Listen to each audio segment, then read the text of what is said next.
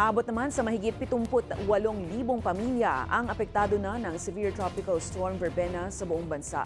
Ayon sa datos ng Office of Civil Defense, nasa 48,000 pamilya ang nasa halos 500 evacuation centers. Base sa ulat, 2 tao ang nawawala sa Negros Oriental, isa sa Bay City at isa sa La Libertad. Matapos puyang madala ng rumaragas ng baha. Patuloy ang search and rescue operation sa habang 46 na lugar ang lubog pa rin sa baha.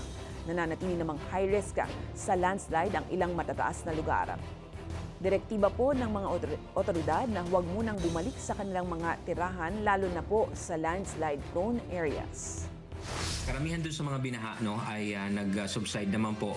Pero syempre yung mga banta ng pagguho ng lupa ay hindi pa natin kumbaga inaalis yung possibility of that, especially doon sa mga areas yung mga matataas na lugar, yung mga bundok at saka yung mga inulan na mga lugar, kaya dapat po pinag-iingan talaga natin yung ating mga kababayan.